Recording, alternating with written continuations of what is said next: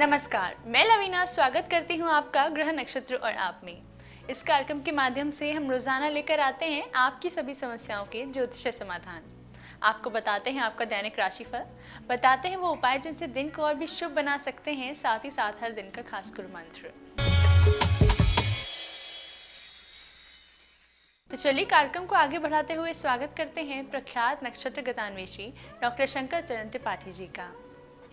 त्रिपाठी जी, आपका स्टूडियो में बहुत बहुत स्वागत है। जी प्रणाम। चल रहा है पितृपक्ष और बात हो रही है हमारे पूर्वजों की।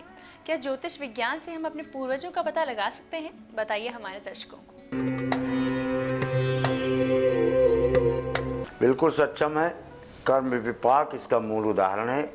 सृष्टि की रचना के आदिकाल से ही यह देखा गया है और कि आखिर मृत्यु के उपरांत लोग कहाँ रहते हैं। तो आप जैसे धरती है, इसके नीचे देखते हैं हम लोग अतल पर हैं। हमारे ऊपर और नीचे तल तो हैं, लेकिन उसके ऊपर हमारे लेयर न होने के कारण हम अतल हैं, तल विहीन।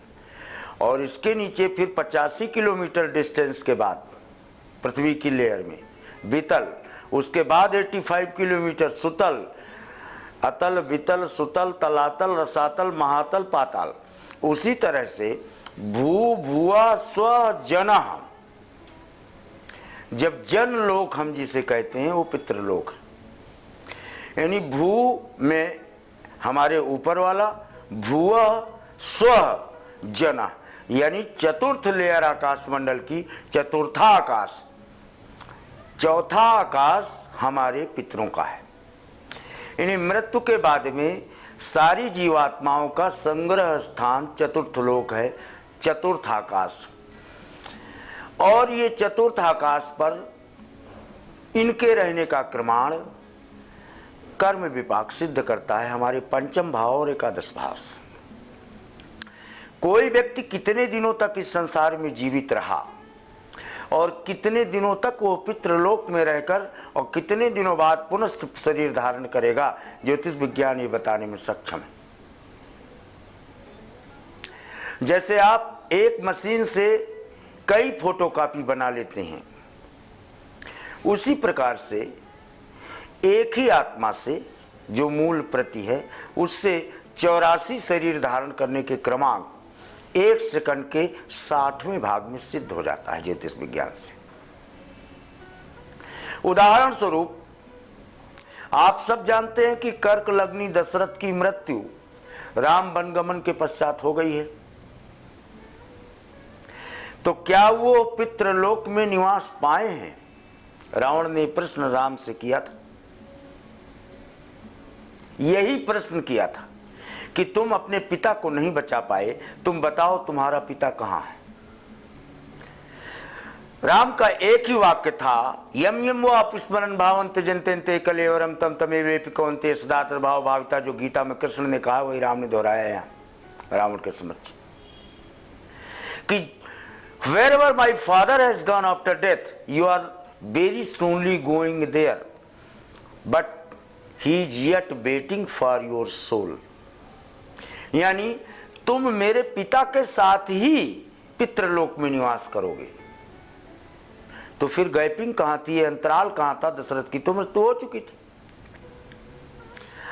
वो ये वही दशरथ, इसलिए कहते हैं मृत्यु के समय भाव, अनन्य भाव के अलावा अन्य भाव जागृत नहीं रहना चाहिए, जिसके लिए कोटि कोटि मुनि जतन कराई अंतराम कयावत नाही। केवल वो रा और मा शब्द के उच्चारण के लिए, क्योंकि रा और मा शब्द के उच्चारण में रा ही 4 नंबर है। राम संख्या की आप अभिव्यक्ति देखो, अगर देखा जाए तो इट इज नथिंग बट 214 संख्या में बदलो तो रा और माँ को, और 14 भुवन है और 2 ही तत्व हैं, एक आत्मा दूसरी परमात्मा, तीसरा कोई तत्व इस संसार में विद्यमान नहीं। यानी 14 लोकों में से चतुर्थ लोक ये हमारे उन भूत जनों का है या उन प्राणी मात्र का है जिन्हें पितृ संज्ञात्मक बोध से उद्बोधित किया है और इनका अपना कार्यकाल, वहाँ के निवास स्थान का कार्यकाल, वहाँ से जन्म लेने का प्रमाण। जैसे आप ज्योतिष विज्ञान में देखें कि राजा मनु, कश्यप, दशरथ, ये सबकी श्रृंखला, और दशरथ के बाद में वासुदेव उसी क्रम में कौशल्या का देखें, उसी क्रम में रावण का देखें, रावण, इसके बाद कंस, उसके पहले हिरण्यकश्यप। यानी एक ही आत्मा बार बार अन्य रूपों को तो लेती है, लेकिन इनका लोक सुनिश्चित होने के कारण ये अपने लोक में पता इनका किस कोठरी में, किस कमरे में, कितने देर के लिए, इसलिए कहा गया कि देहस्त्राप्ति त्राण तेवं कलेवरम। देह त्यागने के बाद इस शरीर के अंदर जो शरीर है, जिसे हम शरीर कहते हैं, बाहरी शरीर को देह कहते हैं, जो 5 अंगुल का शरीर है, ये कलेवर बनता है। कलेवर बनने के बाद में ये भूतलोक यानी भृत्य जनों के यहाँ निवास करता है, और फिर अवशिष्ट ऊर्जा जहाँ तक बचती है, इसलिए कहा गया चीड़े पुंडे मृत्युलोकम विसंति। इसके बाद में वहाँ का कार्यकाल खत्म होते ही जन्मताम श्रीमान गे निज कर्मानुसारता, और वहाँ का कार्यकाल पूरे होने के बाद फिर मृत्युलोक में इनके जन्म के प्रमाण जाने जाते हैं। ऐसे कर्म विभाग के सिद्धांतों से सुनिश्चित होता है। इस महत्वपूर्ण जानकारी के बाद वक्त हो चला है जानने का आज के पहले कॉलर कौन है। मेरा नाम शिल्पा है, मैं चेन्नई से बोल रही हूँ। मम्मी मधु जैन के बारे में पूछना चाहती हूँ। उनका डेट ऑफ बर्थ है 6 मार्च 1967, चूरू डिस्ट्रिक्ट, 12:10। मेरी मम्मी की तबीयत पिछले 10-15 सालों से काफी खराब चल रही है। उनके पैरों में काफी कमजोरी है, उसका वर्ल्ड वाइड अभी तक कोई ट्रीटमेंट है नहीं। अब तक उनके 3-4 पाइल्स और फिशर्स के ऑपरेशन हो चुके हैं। तो मैं जानना चाहती हूँ कि मम्मी की तबीयत कैसे ठीक हो सकती है। कुंभ, मीन, रेवती, बृहस्पति और शुक्र छठे हो गए। अमृत तत्व का बोधक शुक्र होता है, 5 प्राणों का अधिष्ठाता बृहस्पति। बचा क्या मम्मी के आपके पास? और शनि चंद्रमा की युति अलग है, यानी इनके द्वारा पिए जाने वाला पानी विषाक्त होकर इनके अंदर बनने वाला जो ऑक्सीजन का टैंक है, जिसको हेमोग्लोबिन कहते हैं, वो निरंतर या तो 6 पॉइंट पे आता है या तो 11 पॉइंट पे जाता है, फ्लक्चुएट करता रहता है। एक जगह कॉन्स्टेंसी न होने के कारण इस बीमारी का सृजन होता है, जो लाइलाज होता है। काला तिल एक तराजू में बोरे में भरा कर और दूसरे में माता को बैठाकर तुला दान करा के उसका दान करा दो, बिल्कुल फिट हो जाएंगी बियॉन्ड डाउट। आइए देखते हैं हमारे अगले कॉलर कौन है। गुरुजी प्रणाम, मेरा नाम प्रतिभा अग्रवाल है, मैं झांसी से बोल रही हूँ। मुझे अपने पापा के बारे में पूछना था। उनका जन्म दिनांक 22/10/1965, समय प्रातः 5:10 और जन्म स्थान झांसी है। उनको 1 साल पहले बीमारी हो गई थी, सोराइसिस चर्म रोग की। सुना है कि वो बीमारी जिंदगी भर के लिए है, तो क्या आपके पास कोई उपाय है कि उसे ठीक कर सके, और ये किस वजह से हो गई थी बीमारी? कन्या उत्तरा फाल्गुनी, 5 प्राणों में एक भी प्राण दूषित अवस्था होने पर रोग, जिसको कहते हैं इम्यूनिटी सिस्टम, जारी हो जाते हैं। चैकाती रेखा 10 नेत्रहीनम ददामि भोजनम न ददामि वित्तम, 10 अंधों को भोजन तत्काल कराया जाए। फिर 42 दिन बाद मुझे बताओ कितना इम्प्रूवमेंट। हमारे अगले कॉलर का क्या प्रश्न है, आइए जानते हैं। मैं जयपुर से कांति बाबू पारिक बोल रहा हूँ। मेरी बेटी का नाम शुभा पारिक है। इसकी जन्म तिथि 3 फरवरी 1988 है। समय सुबह 10:36 और प्लेस और बर्थ जयपुर है। और मेरा प्रश्न है, इसकी शादी कब तक होगी और इसको कैसा लड़का मिलेगा, किस फील्ड का लड़का मिलेगा, उसके नाम का अक्षर किससे चालू होगा? ब्रज सिंह मघा अभिनय, 29 वर्ष 11 मार्च 6 दिन 3 घंटा 7 सेकंड, यहाँ इसका विवाह तय होगा, नोट कर लो। और ये सुबह है ना, तो सुबह बेट्स यम पापा बाबा माँ, और इनके द्वारा ही चयनित लड़के के साथ विवाह का क्रमांक देखा जाता है। दर्शकों, इसी के साथ वक्त हो चला है एक छोटे से ब्रेक का। आप बने रहिए हमारे साथ। ब्रेक के बाद आपकी और भी समस्याओं के ज्योतिष समाधान बताएंगे त्रिपाठी जी। आप देखते रहिए ग्रह नक्षत्र और आप।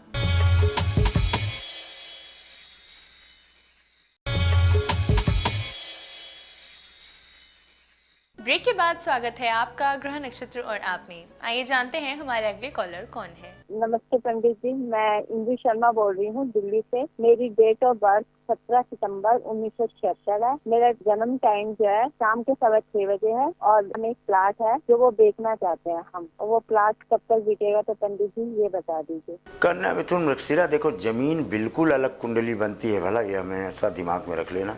इसलिए जब तक आप उस प्लाट पर खड़े होकर प्रश्न नहीं करेंगे, अग्रणी होने से हम आपका प्रश्न स्वीकार करने के अलावा हमारे पास कोई विकल्प नहीं। जुड़ चुके हैं हमारे साथ अगले कॉलर। आइए जानते हैं इनका क्या प्रश्न है। प्रणाम पंडित जी, मैं अपने पुत्र के बारे में जानना चाहती हूँ जिसकी जन्म तिथि है 12 सितंबर 1984। समय है 7:20 सुबह के। मैं उसके कैरियर और भविष्य के बारे में जानना चाहती हूँ कि उसका भविष्य में कैरियर कैसा रहेगा, उसका स्वास्थ्य कैसा रहेगा, उसकी दीर्घायु होगी। वृश्चिक मिथुन मृगशिरा, मृगशिरा नक्षत्र है।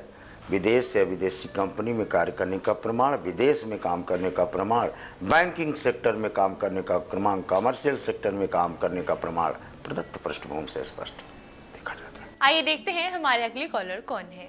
गुरुजी प्रणाम, मैं रांची झारखंड से पूजा बोल रही हूँ। मेरी जन्म तिथि है 12 सितंबर 1999 और जन्म समय है 8:30 बजे रात का। मेरा नौकरी कब तक लगेगा और मेरा भविष्य कैसा रहेगा? कर्कधन मूल नक्षत्र लेके आए हो। टीचिंग सेक्टर में जाने का क्रमांक बिल्कुल स्पष्ट है। बीटीसी, एलटी, बीएड कुछ भी कर लो, इसके बाद में प्रशिक्षण क्षेत्र में अपने आप को प्रस्तुत करें, तदनुसार सफलता वर्ण करने का क्रमांक देखा जाता है।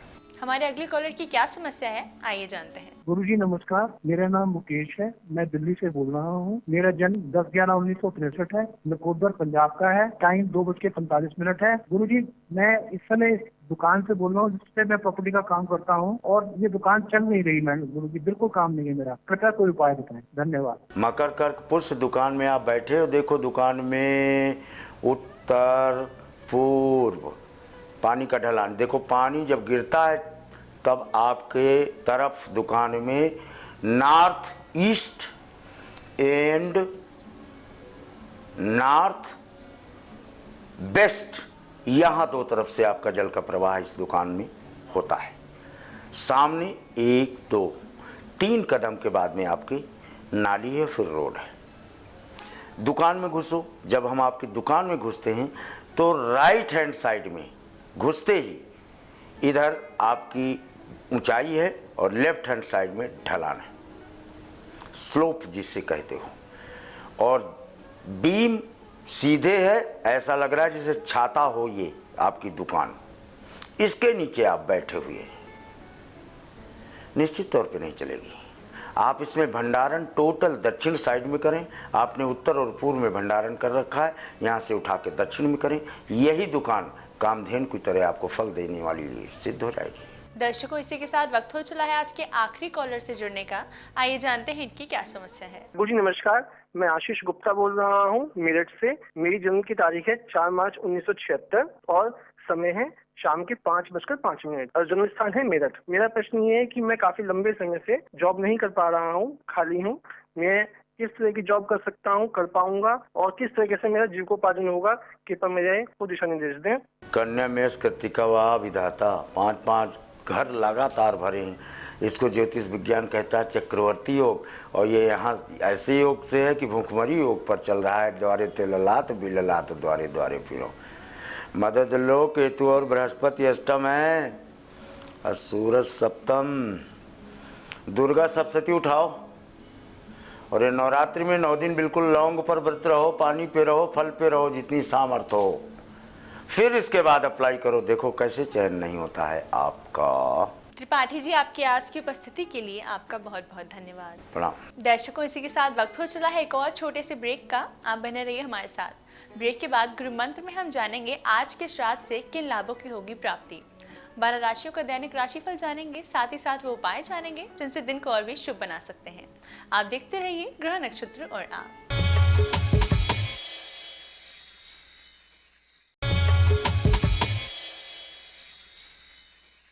ब्रेक के बाद स्वागत है आपका ग्रह नक्षत्र और आप में। इस समय स्टूडियो में हमारे साथ मौजूद हैं आचार्य राजेश जी। राजेश जी, आपका स्टूडियो में बहुत बहुत स्वागत है। नमस्कार। आज है दिनांक 19 सितंबर और दिन है सोमवार। आइए जानते हैं क्या कहता है आज का पंचांग। अश्विनी मास कृष्ण पक्ष तृतीय तिथि सोमवार का आज दिन है। शुभ समय दोपहर 1:30 से दोपहर 3 बजे तक। राहु काल प्रातः 7:30 से 9 बजे तक। आज चंद्रमा रहेंगे मेष राशि में। तो ये था आज का पंचांग। आइए गुरु मंत्र में जानते हैं आज के श्राद्ध से किन लाभों की होगी प्राप्ति।